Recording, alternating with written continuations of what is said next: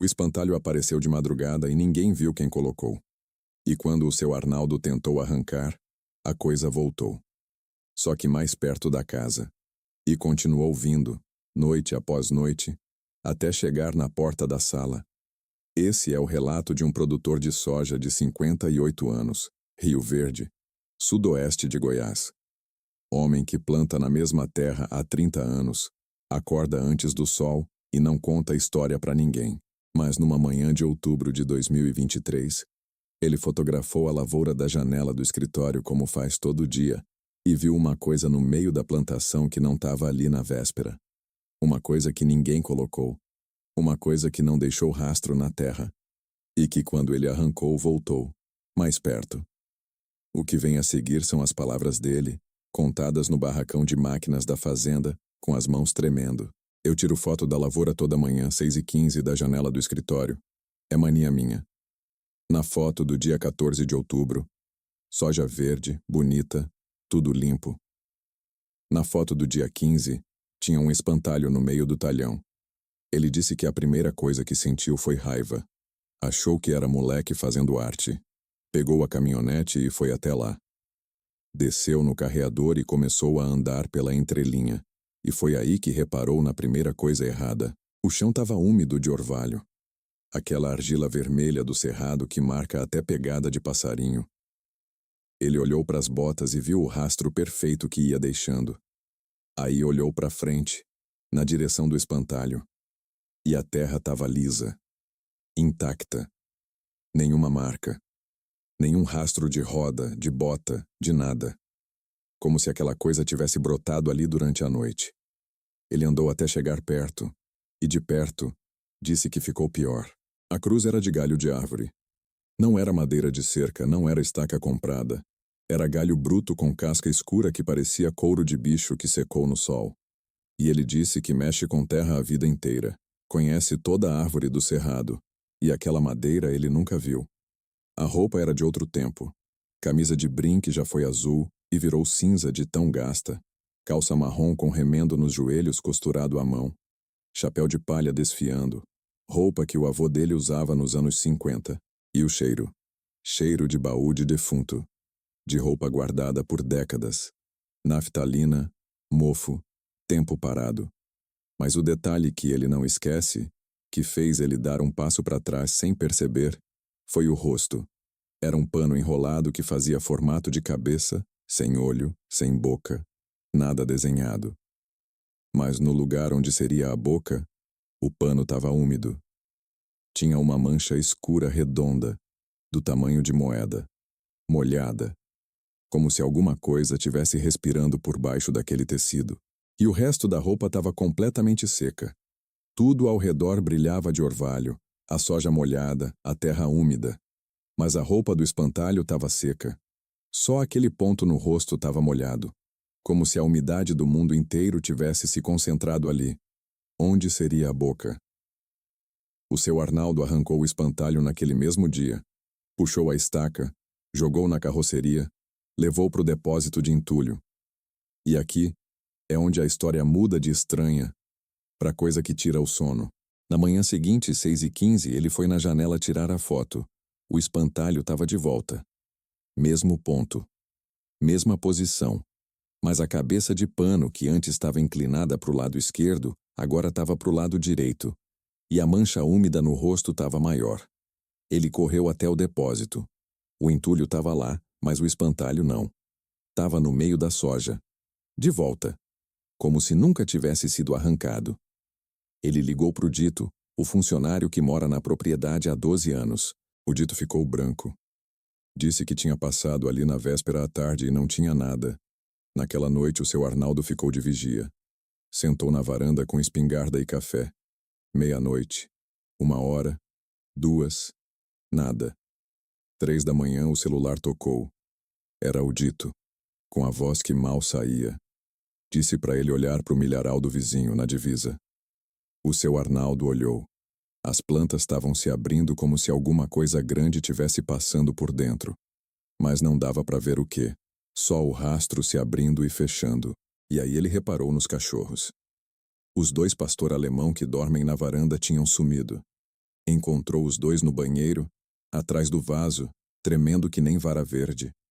Cachorro que já enfrentou onça no pasto, tremendo e choramingando que nem filhote. Mas o pior não foi isso.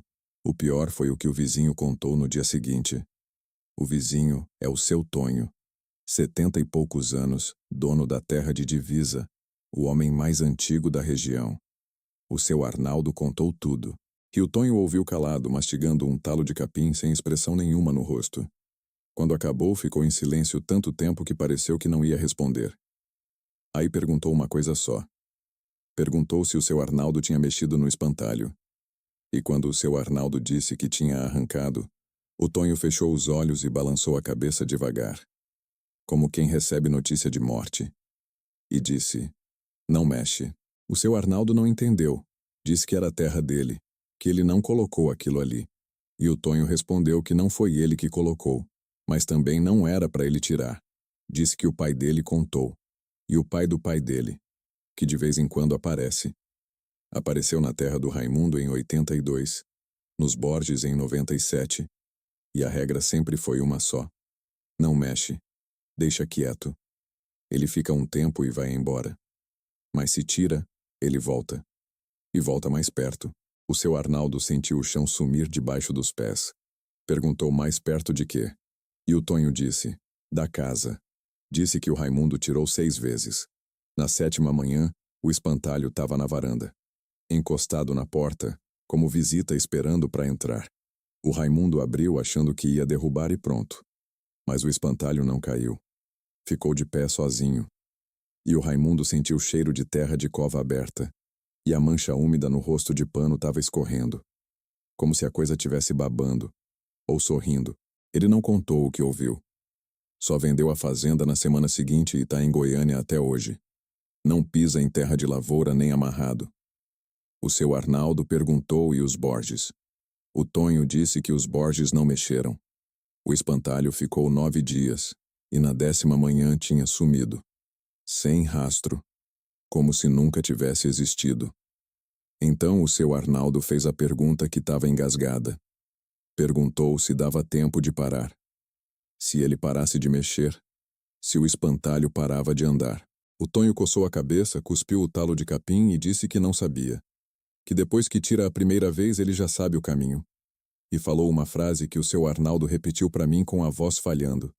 Caminho que já foi feito é mais fácil de fazer de novo. O seu Arnaldo seguiu o conselho. Não mexeu mais.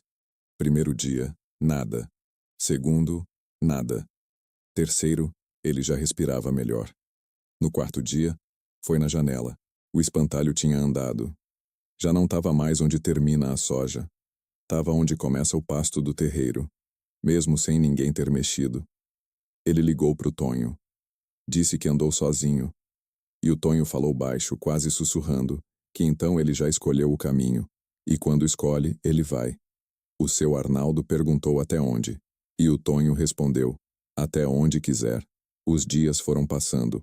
Toda manhã o seu Arnaldo ia na janela e o espantalho estava mais perto. Onde era o pasto virou o terreiro. Onde era o terreiro virou o quintal. Onde era o quintal virou perto do tanque de lavar roupa. E a mancha no rosto de pano ia crescendo. Já não era mais do tamanho de moeda. Estava do tamanho de mão aberta. E o pano ao redor estava começando a escurecer, como se a umidade tivesse se espalhando. A mulher dele, que achou que era loucura no começo, parou de duvidar quando viu as fotos em sequência. Cada dia mais perto. Ela olhou tudo calada e disse uma coisa que ele acha que salvou eles, disse. Arnaldo, essa terra não é nossa. A gente mora nela, mas não é nossa. Nunca foi. No 17º dia, o seu Arnaldo acordou e não foi na janela. Ficou deitado, de olho no teto, ouvindo o coração bater. A mulher dele levantou, foi até a cortina, abriu. E não falou nada. Ele perguntou se estava lá. Ela disse que não. Ele levantou e olhou. O terreiro estava vazio.